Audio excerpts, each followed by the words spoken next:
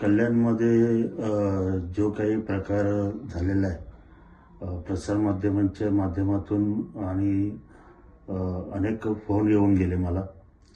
त्यामधून असं समजतं की एका मराठी कुटुंबावरती काहीतरी दुसऱ्या एका कुटुंबाने त्या कुटुंबाला मारहाण केलेली आहे.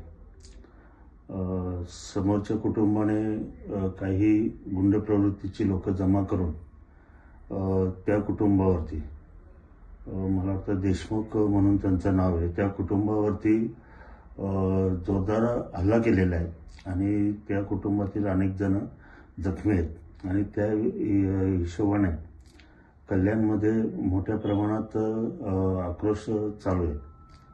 परंतु कल्याण हे सर्व जाती धर्माला एकत्र सामावून चालणारं शहर, ऐतिहासिक शहर आहे आणि इथे अशी घटना घडते हा आमच्या दृष्टीने कायदा प्रश्न आहेच.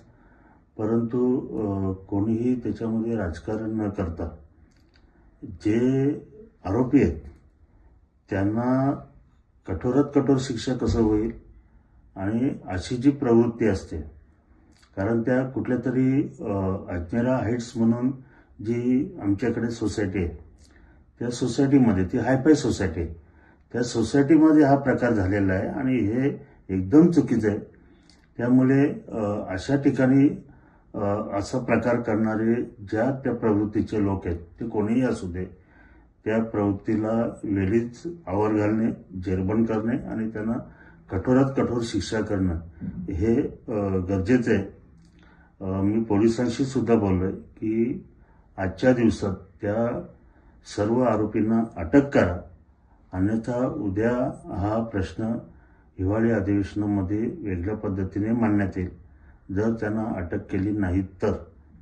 त्यामुळे पोलिसांशी सुद्धा मी बोलतो की जो आक्रोश त्या सर्व लोकांचा आहे, कल्याणमधील जी जनता एकत्र आलेली आहे त्यांचा जो आक्रोश आहे, त्या हिशोबाने पोलिसांनी सुद्धा काम करावं, योग्य तो तपास करावा आणि ह्या आरोपींना तात्काळ अटक करून त्यांच्यावर कठोरात कठोर त्यांच्यावरती कलम लावून त्यांच्यावरती गुन्हा दाखल करून त्यांना अटक करून घ्यावं अशी त्यांना फोनद्वारे मी चर्चा करतो.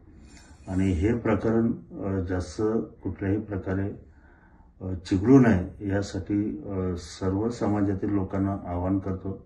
आपलं कल्याण सर्वसमावेशक कल्याण असं आपण त्याला कुठेही गालबोट लागेल असं करू नका.